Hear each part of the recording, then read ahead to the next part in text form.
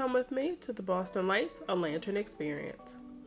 So the Boston Lights is held annually at the Franklin Park Zoo in Boston and runs from August to the beginning of November, and I absolutely had a wonderful time. This is definitely one of those you want to bring a friend or go with the family or a group, and you will have so much fun. It is a lot of walking, so you will definitely need good, comfortable walking shoes. And of course, try to go earlier in the season as it will be warmer, so you will be much more comfortable. Definitely, if you do choose to go, whether you're going to the Franklin Zoo or the Stone Zoo, we'll talk about that later on. You want to not go on a Saturday. I did decide to go on a Saturday, or rather we did decide to go on a Saturday, and parking was absolutely crazy here in Boston.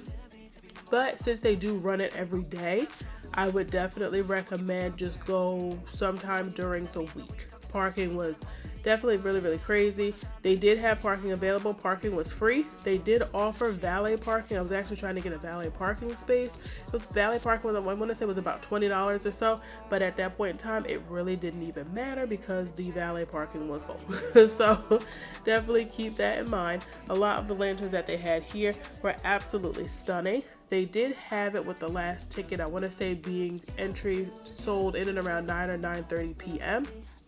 You do have to exit the zoo if you come during zoo hours to see the animals, and then have to pay re-entry to come in for the Boston Lights. They are two separate entrances, so you can't stay for the zoo and then stay for the lights. You would have to go in and do separate times. But definitely, if you have little ones and you want to come earlier, you can.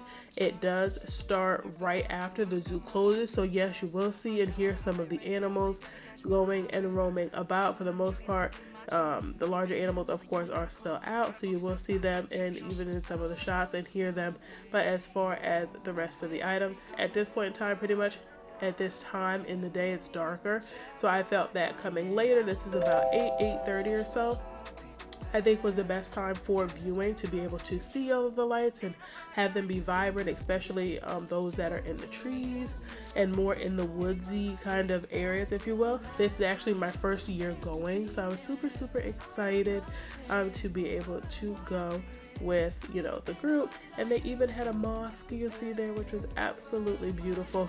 What surprised me probably the most was the fact that they had moving lanterns, like here with the peacocks, and then if someone were to stand on like the dot there, you could be able to change colors, and even the octopus, or even some of the other items, even the rhino, some of those fixtures as well did move. I definitely did not expect that, but I thought it was super cute.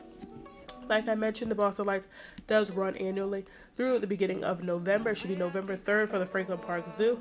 However, if you did miss this particular one, don't worry, there is the Zoo Lights that is coming up. The Zoo Lights is at the Stone Zoo. That's going to run from November 15th, 2024 through January 5th, 2025, 4 to 9:30 p.m.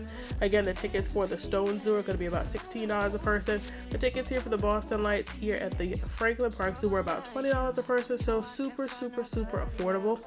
And even toward the end, you'll see there they did have 4 different years, like I am the year of the dog. So if you were to go to the end, you could see the different years and the lanterns that they had available there. Definitely let me know your thoughts about the Boston Lights. Have you been? Are you a frequent flyer? Do you go every year? And I will see you guys on the next one. Bye.